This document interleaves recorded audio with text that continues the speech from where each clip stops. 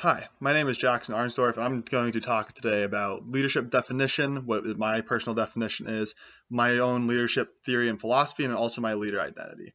So I would start out with saying that my definition of leadership is the ability of somebody to bring people together, motivate them, and push the whole group as a whole towards a common goal.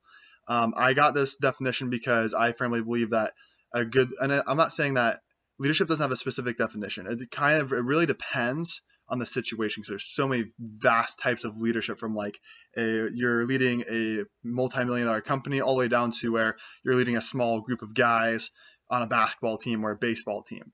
And there's no one definition of leadership that's going to be able to blanket cover everything.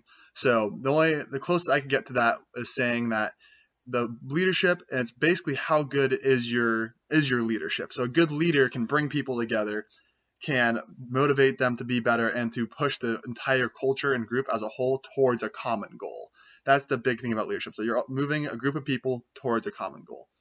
My personal leadership theory and philosophy, I really get it from two places. First is Max Dupree and a Reformed Christian approach. And then also I get from this book, which it's now backwards, and it's called The Dichotomy of Leadership by Jocko Willink and Leif Babin.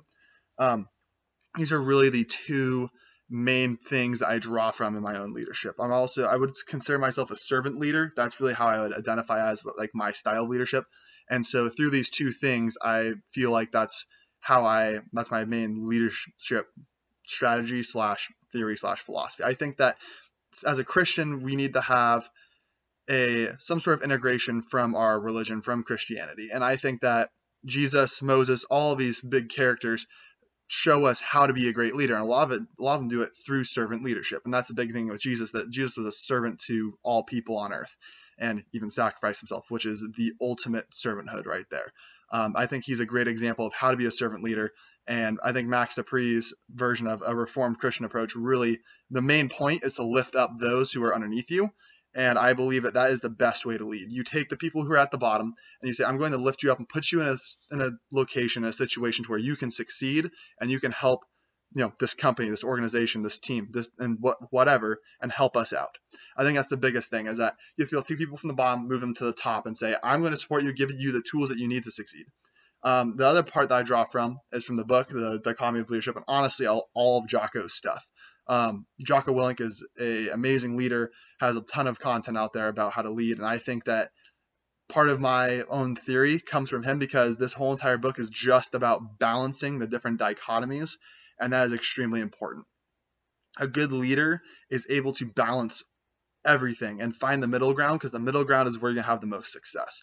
So it could be, hey, there's a dichotomy between me pushing my guys too hard and not pushing them enough. Do I give them free reign on what they're going to decide for how we accomplish the mission, or do I micromanage and say, no, you have to do it this way, by the book, by how I say it? There's a dichotomy in every single aspect that we have in life, and it's crazy once you switch your mentality, thinking, okay, where's the balance here? What's the dichotomy here? And literally in every situation, I've found that there's a dichotomy of something, and it really applies to leadership. And this is why I've incorporated into my leadership theory. There's a balance, there's a dichotomy to everything in leadership. And I like to combine that with a Christian and servant approach to really make it to where my overall theory and philosophy is that as a leader, you need to go in and say, what can I do for you? Because this is our goal. I'm going to say, here's the goals that we have here's my personal goals. Here's our goals as a company. What are your goals for your own personal goals? And how can I set you up to best achieve those goals? And to me, that is really what a quality leader would do. And that's, again, why I identify as a servant leader. It's really just, okay, we both are working towards a common goal for the company, the team, organization, whatever.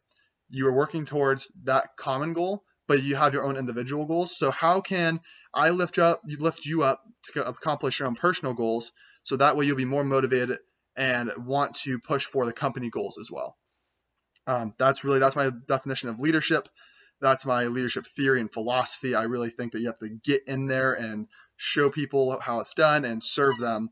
And that's also my leader identity. I like to be a servant leader. Thank you.